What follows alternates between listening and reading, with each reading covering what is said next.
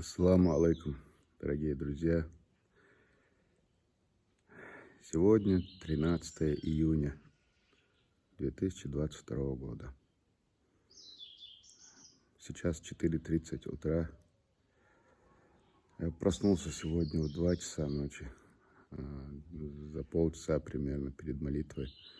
И проснулся с такой неожиданной для себя мыслью, довольно интересной. Подумал, не знаю, почти как, может, во сне такое прошло. Я не знаю, не помню, как это случилось. Но проснулся с мыслью попытаться написать книгу о проекте Даймовка онлайн. Ровно через месяц, 13 июля, будет 8 лет с начала этого проекта. До 2019 года проект, начиная с 2014 и до конца 2019 года, проект действовал очень активно. Сейчас он уже 2-3 года находится в таком более зависшем, замерзшем состоянии. То есть у нас горячая линия работает 8 928 002 56 56. Номер действует. Сейчас он снова у меня. Он года 4 был у моего друга, товарища, помощника Апти Садыкова. Сейчас недавно я его забрал, снова включил WhatsApp на этом номере. Сейчас я на связи снова.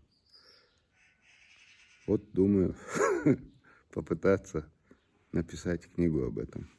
Наверное, маленькая брошюрка получится, потому что очень многое я не помню. В случае, то, что было.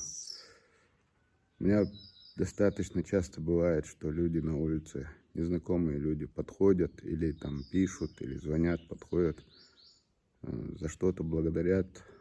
В 90% случаев я, к сожалению, не помню.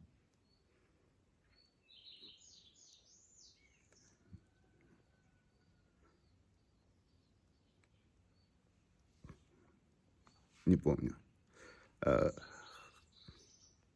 Но приятно. Но приятно. Значит, принимая во внимание то, что я хотя бы помню, попробую это написать. Может быть, кто-то еще что-то напомнит. Я, наверное, под этим видео напишу электронный адрес. Да и можно просто прислать на номер по WhatsApp, на номер 8 928 002 56 56. Какие-то случаи, которые могут быть интересны для книги, которые я, к сожалению, давно уже не помню.